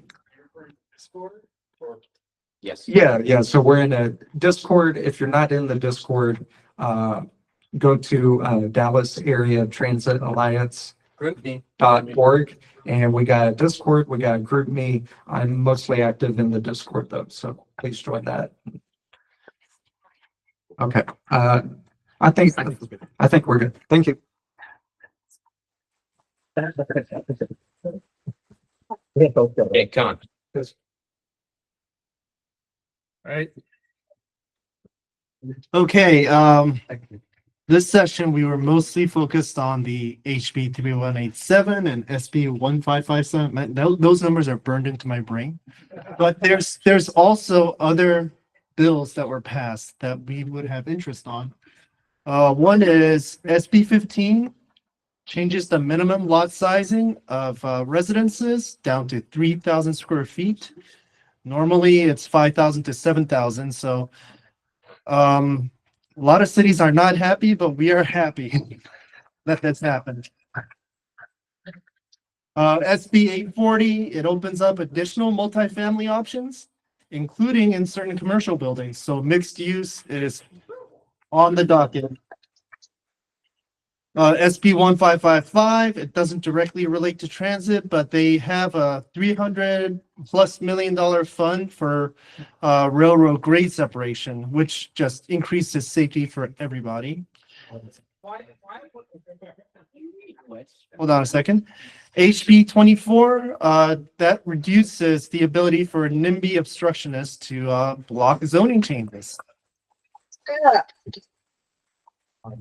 And I don't know the details for some of these bills, but if you have any questions, you had a question? Okay. All right. Oh, Are you ready for this? Is the special session. I didn't do that. You didn't do that? I think we did that. Who did Quay do this? We did that. Quay did that. Okay, so I think we just say there's no transit bills in the special session. There's no transit bills. This is because of SB 3's veto. Long story short, Abbott wants it closer to the House version. Dan Patrick is really mad, so they're going to fight about it. There were some questions whether they would sneak in a transit bill in that session, but a special session has specific agendas and it cannot really deviate from those bills. Yes. That is that if they're going to sneak in something, it'll be redistricting, but probably not transit. They wouldn't want to waste their 30 days on that. And it's redistricting's not on the call yet. No. It could be added before it starts, but Yeah. at the moment it's not. Yeah, right now it's Abbott released a list of items. Redistricting isn't on there, transit isn't on there. Okay, so RTC had a meeting on June 12th. Couple items, not that much. Heartland Flyer, I know some of you guys are really concerned about it. They will talk about it next in the July meeting because they are still talking to elected officials about what they plan to do. High-speed rail apparently is still a go even after Amtrak leaving. They are in talks with the investor and he has no intention of slowing down. And then the Mobility 2050 plan was discussed. Next slide. So one thing that popped out to me was this map is the non-attainment areas under the 8-hour ozone standard. So basically they're over the maximum ozone level and all of them are in non-compliance. And don't worry, I looked it up. There's only like a dozen counties that are in compliance. So we're not alone here. But next slide. This is the projected emissions analysis over the next, what is it, 2025 now? So the next 25 years.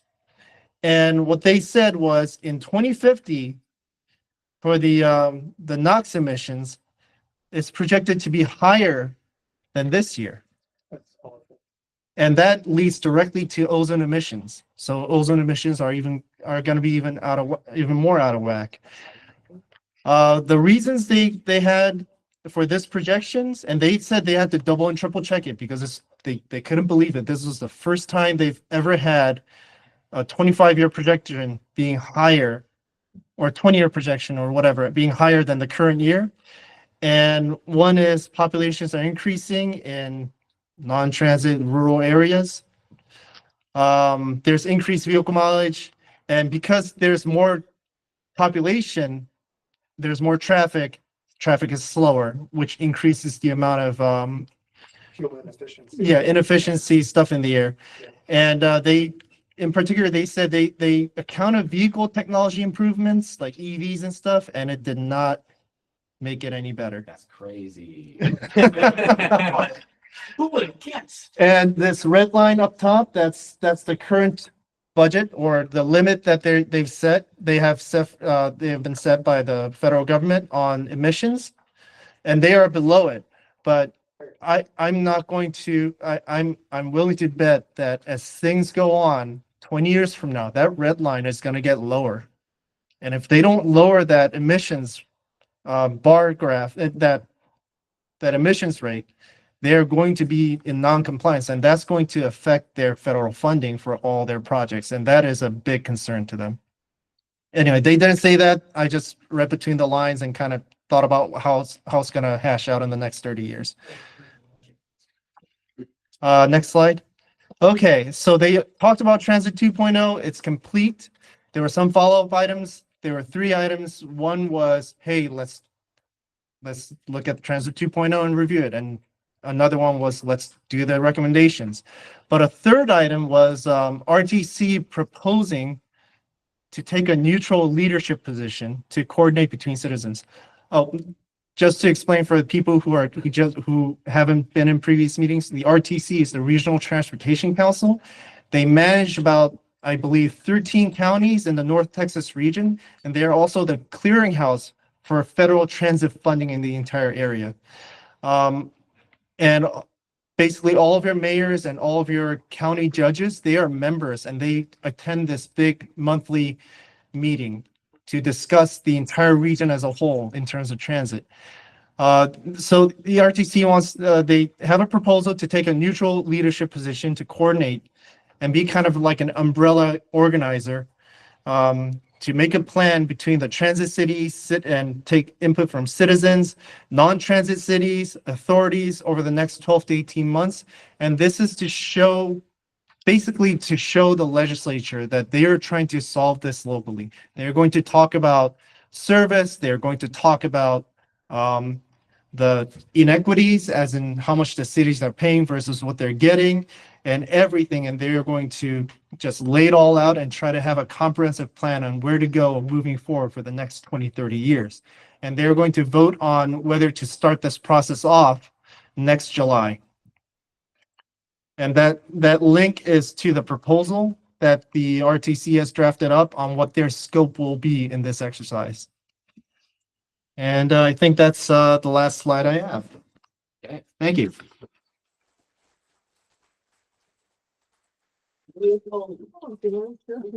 Whoa. All right, so this is kind of something that me and Kui were cooking up this week. So we know everybody loves the data shirt, and there's been lots of demand for a data shirt. And Nadine, we gave one to Nadine, and she wore it last week, and she posted on LinkedIn about it. Okay.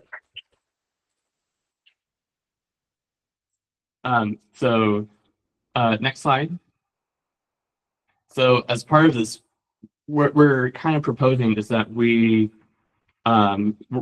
work with a print on demand provider so that we don't have to do this. Like Qui's done the shirt ordering. It's very labor intensive for him as a volunteer. So using a print on the demand provider would mean people could order a shirt at any time and have it delivered straight to their door. And they wouldn't have to hunt down Qui at a data meeting. And the other thing we're thinking about is the profits for this. Since we're not incorporated yet, we're thinking about having those get sent to the Better Block Foundation, which is a local organization here in Dallas. Next slide. And they've done this really cool bus bench program where they built community benches for bus stops. So we're thinking about asking them to dedicate the funds from the data teacher to this bus bench program.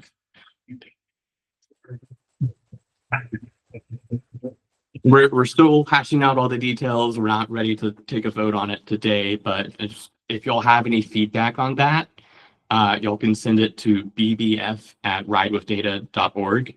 And we'll collect those comments and that feedback, and we'll bring something for implementation for the next meeting. And I think there's one more slide. This is kind of hard to see. This is kind of just the text of an example resolution saying it's a temporary thing. We're sending the money to Better Block for the bus bench program until data actually gets around to forming our own legal entity. So yeah, any questions? Eric? When will this data legal entity be formed? Oh, we don't, exec is still working on that. We're gonna have some conversations over the next couple of months on what our options are and stuff like that. Sean? Petition to get Sonia Brown a blue data shirt. I don't know who that is. That's the Bear Glen Heights. Oh, yes, absolutely. I don't know if we have any left. But yes, we'll probably send one to her. Yeah. She has been a good advocate and supporter of DART.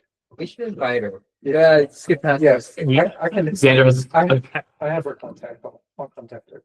We will send out a copy of the resolution well in advance of the next meeting so that you'll have time to review it and suggest, or highlight any concerns with the verbiage, et cetera. So Xander, will there be a proper discussion phase before a vote? yes, there will be a proper discussion phase before, with y'all having it in hand, et cetera. So Yes, when bringing that resolution, it'll be open for debate, discussion, and amendment to the entire body. I will make sure we have good printed copies before that meeting. I'm looking at Xander, so we remind each other. Yes. Yeah, live next to us on X. Questions? Going once, going twice. Okay. We're done. Thank you. This year. Motion, we're not. As motion to adjourn, Second.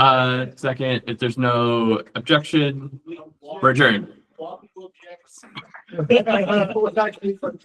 You can walk home. Don't forget about the board meeting. How much money per shirt would we want to go to? Noise. $10. I think what the darn here, people, they started announcing, and there weren't any other announcements.